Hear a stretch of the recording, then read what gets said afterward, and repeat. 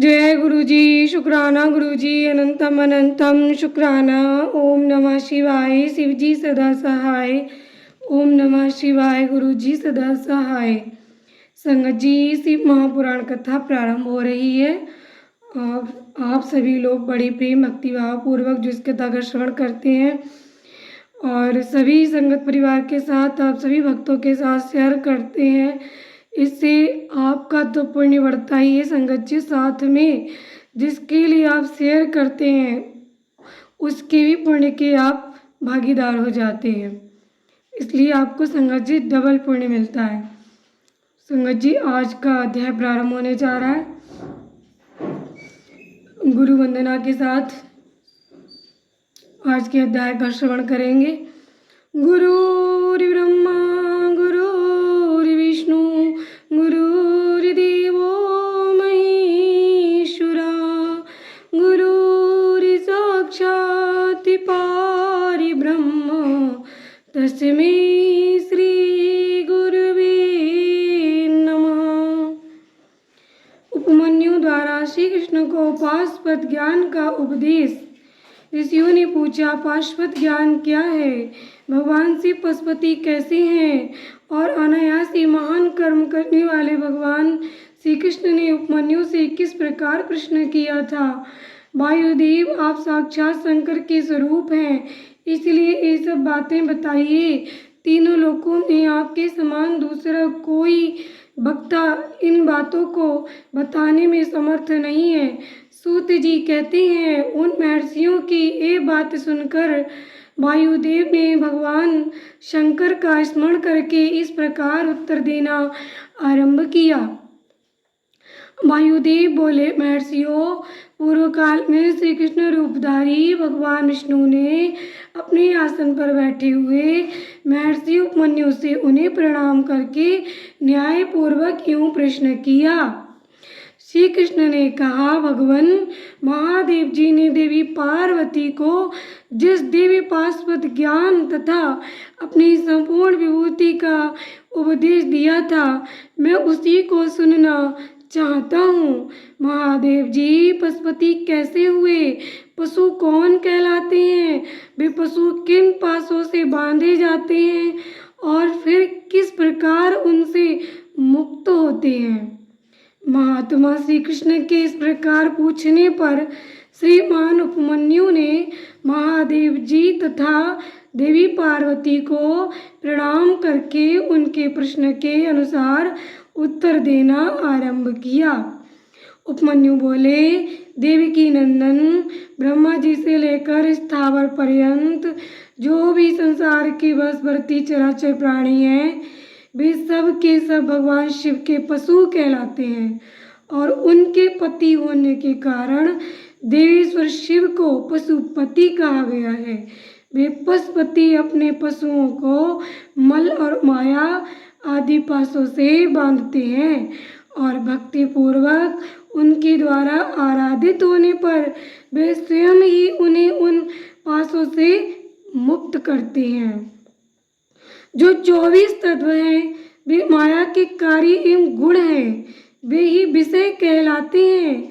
जीवों पशुओं को बांधने वाले पास वे ही हैं। इन पासों द्वारा ब्रह्मा से लेकर कीट पर्यंत समस्त पशुओं को बांधकर महेश्वर पशुपति देव उनसे अपना कार्य कराते हैं और महेश्वर की आज्ञा से प्रकृति पुरुषोचित बुद्धि को जन्म देती है।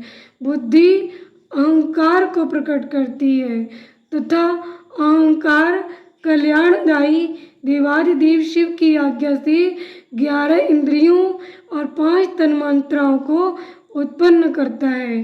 तन्मात्राएं भी उन्हीं महेश्वर के महान शासन से प्रेरित हो क्रमशः 5 महाभूतों को उत्पन्न करती है। वे सब महाभूत शिव की आज्ञा से ब्रह्मा से लेकर तृण पर्यंत देहधारियों के लिए देह की सृष्टि करते हैं। बुद्धि कर्तव्य का निश्चय करती है और अहंकार अभिमान करता है। चित्त चेतता है और मन संकल्प विकल्प करता है। श्रवण आदि ज्ञानेंद्रियां पृथक पृथक शब्द आदि विषयों को ग्रहण करती हैं। वे महादेव जी की आज्ञा बल से केवल अपने ही विषयों को ग्रहण करती हैं। बाघ कर्मेंद्रियां कहलाती हैं और शिव की इच्छा से अपने लिए नियत कर्म ही करती हैं, दूसरा कुछ नहीं। शब्द आदि जाने जाते हैं और बोलना आदि कर्म किए जाते हैं। इन सब के लिए भगवान शंकर की गुरुतर आज्ञा का उल्लंघन करना असंभव है। परमेश्वर शिव के शासन से ही आकाश सर्वव्यापी होकर समस्त प्राणियों को अवकाश प्रदान करता है।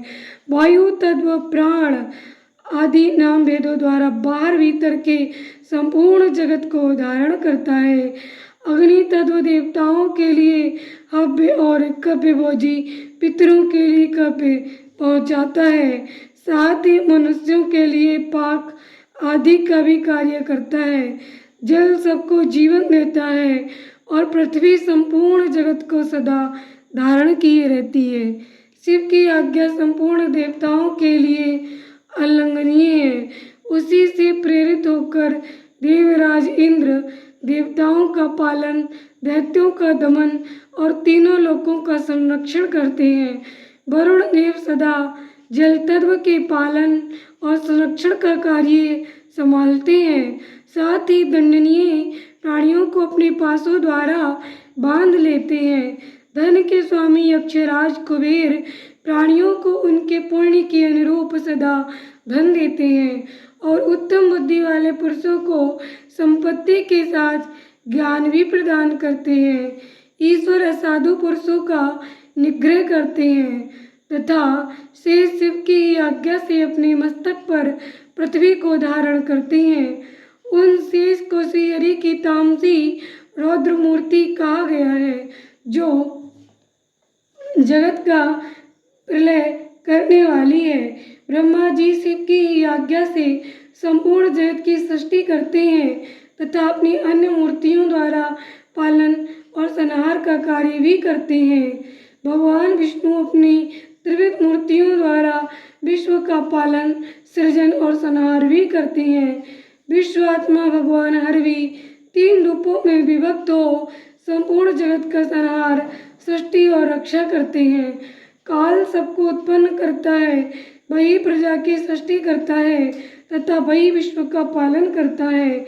ये सब महाकाल की आज्ञा से प्रेरित होकर ही करता है। भगवान सूर्य उन्हीं की आज्ञा से अपने 3 अंशों द्वारा जगत का पालन करते, अपनी किरणों द्वारा वृष्टि के लिए आदेश देते और स्वयं ही आकाश में मेघ बनकर बरसते हैं।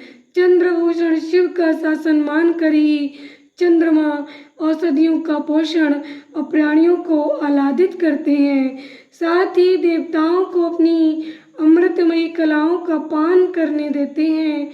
आदित्य, वसु, रुद्र, अश्वनी कुमार, मरुदगण, आकाशचारी, ऋषि, सिद्ध, नागगण, मनुष्य, मृग, पशु, पक्षी, कीट आदि स्थावर प्राणी, नदियाँ, समुद्र, पर्वत, वन, सरोवर, अंगों सहित वेद शास्त्र, मंत्र, वैदिक स्तोत्र और यज्ञ आदि, कालाग्नि से लेकर शिव पर्यंत भुवन उनके अधिपति, असंख्य ब्रह्मांड उनके आवरण, वर्तमान, भूत और भविष्य, दिशा विदिशाएं, कला आदि काल के भिन्न भिन्न भेद तथा जो कुछ भी इस जगत में देखा और सुना जाता है वह सब भगवान शंकर की आज्ञा के बल से ही टिका हुआ है।